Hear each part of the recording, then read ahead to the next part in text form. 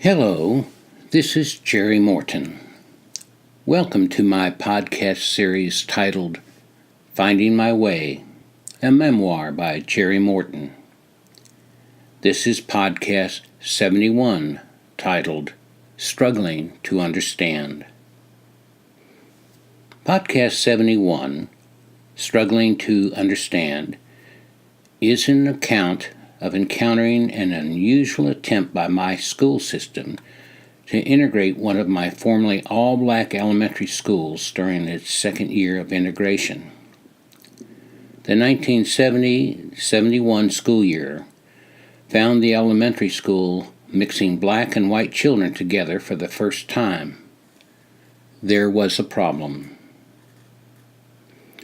Struggling to understand. My friend and fellow school psychologist serving the Treasure Island schools finally understood the extent of the needs many of the children from the black community possessed. This school year, 1970-71, the first year that some inner-city children of St. Petersburg were being sent to last year's all-white schools, provided many white professionals with new insights as to the needs of the children. No longer were they saying that too many resources were being directed to last year's all-black schools. Now they were aggressively asking for more resources. It wasn't that they didn't have the knowledge and skills to help the children. They didn't have enough time in the workday to implement the strategies that would clearly help the needy children to be successful. The school system, as a system, was doing a lot to provide all of us with additional training. We were continuously attending workshops from respected professionals who shared their knowledge with us. Two presentations that were particularly relevant to issues I was facing in my 7 inner-city schools were presented by Bill Glasser, M.D., and Vi Brody, Ph.D. Dr. Glasser had developed a new strategy for classroom teachers in shaping the behavior of the most disruptive children. Using positive reinforcement, the teacher would have the rest of the class ignore the acting out child. The peer pressure on that child would cause him to change his behavior in order to be accepted by his classmates. Dr. Brody was having a great deal of success with troubled children in her private practice through strategies she had implemented in developmental play settings. Her approach emphasized the use of nonverbal communications and physical contact while engaged in play activities with the children. The time would come when I would try to use both strategies under highly challenging circumstances. My elementary school from last year, the one with the principal who paddled a lot of children on a regular basis and refused to speak to me when the year began, had undergone a significant organizational change from last year's structure. Before I explain that change, I want to make clear that this principal and I had become cooperating colleagues by the end of the school year. He had explained his paddling ritual as an attempt to prepare the children to endure the harshness of racism when they got older. I didn't agree with him. I knew that he was doing the best he could to help his children. He just didn't know any other way to prepare the children for those perceived realities. Late last year, he had come to understand the value of positive reinforcement strategies and was in the process of learning how to implement them. The principal was a man of few words with me. I assumed that he was the same with his school staff. The Pinellas County school system had decided to convert his elementary school from a grade 1 through 6th grade school to being an all 5th grade school. The 5th grade teachers and their entire classroom of children were relocated to this school building from all over the school system. The fifth grade classes came from last year's all-white schools. The building was overflowing with fifth grade classes. There were so many fifth grade classes imported into the school that there were not enough rooms to place every fifth grade class into an individual room. To accommodate this surplus of fifth grade classes meant that the spillover classes were all herded into the cafeteria. The cafeteria area was called the study hall. Sometime during the day, all of the fifth grade classes and their teachers would spend a set period of time in the makeshift study hall. The cafeteria room was a large open space with rows and rows of narrow tables. The tables and accompanying chairs reminded me of prison movies in which the prisoners were involved in food fight riots. That's just what it looked like and sounded like the first time I walked into the space. Kids were running around the table screaming at each other. Paper wads were being thrown over several rows and returned with vigor from the targeted individuals. Teachers were chasing individual students, running from them, as other teachers were screaming at various students to do this or that. It was not a pleasant place for adults trying to maintain order. There had to be 15 or so classroom units in the study hall area at any one time. It was hard to keep track of how many fifth grade units were in there due to the massive movement of individual children. In addition, entire classrooms were continuously getting up to leave the study hall space to enter an open room in the building, while new groups of fifth graders were arriving and trying to find an open space among the occupied tables for their group to use. I quickly established eye contact with a few teachers that I had assisted last year in establishing the Positive Reinforcement Program, RAID. R-A-I-D. Rules, approval, ignore, disapproval. They had successfully implemented it. They had greatly enhanced their classroom management strategies while constantly praising their students for following the rules and accomplishing their learning objectives. The teachers looked desperate. I thought a couple of them were about to cry. We agreed to meet after school to develop a plan for them to gain control of this situation. Our plan was for the 4 or 5 cooperating teachers to create common behavioral rules for their fifth graders to follow while in the study hall/cafeteria area. When their students were following these rules, the teachers would loudly praise them in front of the whole assembly. Each teacher would also give tokens to her students for positive behavior. When the class had the opportunity to return to a classroom, the kids could cash in their coupons in the manner designed for their class. We decided not to implement the plan until the first week of school.